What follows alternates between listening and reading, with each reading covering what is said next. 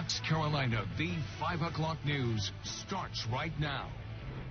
South Carolina's governor not happy, and now he's pushing for a speedier rollout of the COVID-19 vaccine as the state sees a spike in cases and hospitalizations. Plus, a wintry mix could be heading our way towards the end of this week. Here's a live look from Tryon, a really gorgeous Tuesday afternoon. Soak up the sun while we can.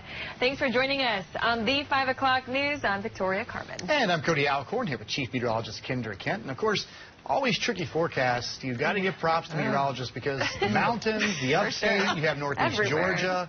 There's so much at play, Kendra. We've seen in the past. It literally is just a little spot on the map can make a huge difference. And temperatures also, when we talk about the rain, snow, ice, the divide lines there. You get it, Cody. You've been around here for a while. I have. Yes, I mean, I've had my hopes dumped on so many times. Once snow and wake up and it's rain.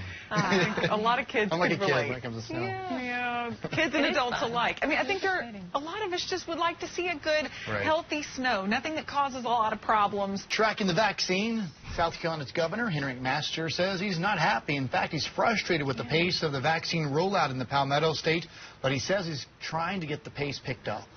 We are going to see that we move as quickly as possible, much faster than we've been moving. And the good news is the hospitals all agree, the providers are eager to participate.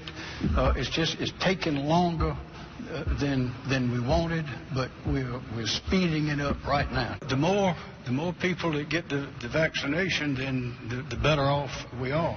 But I have no intention of imposing more restrictions. It ought to work much faster than it has been.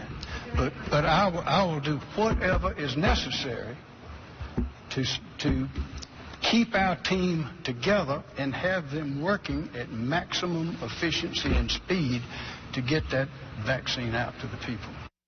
Well, so far, more than 43,000 people received the first dose of the vaccine. The governor says they'll move to the next group early, if possible.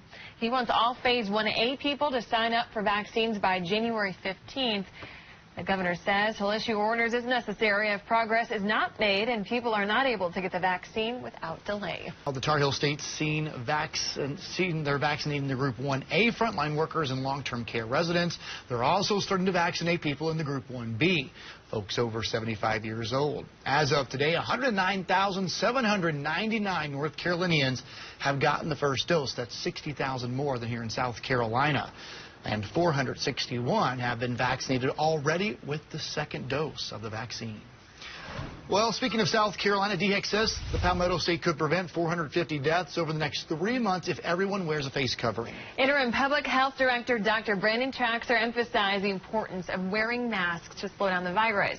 CDC Director Robert Redfield previously testified to Congress that the pandemic could be knocked out in a matter of weeks if everybody wore a mask.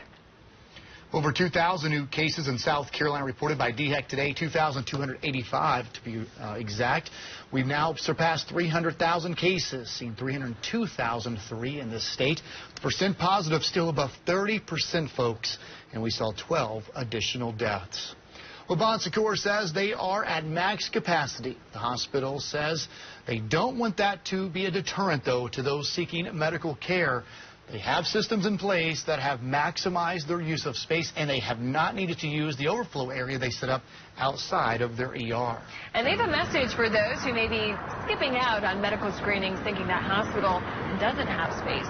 Fox Carolina's Amber Worthy joins us live.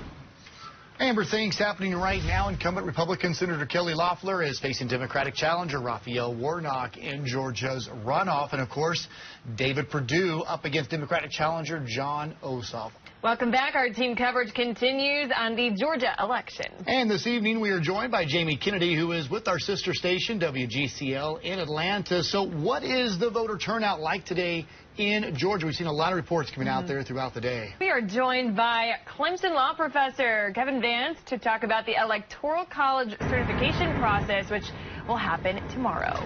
Thanks so much for being back with us. And here's the thing. Several lawmakers, including representatives from right here in the Carolinas, Timmons, one of them, say they plan to object to the Electoral College certification process tomorrow. So I guess let's just get this question out of the way. Can they change the outcome tomorrow?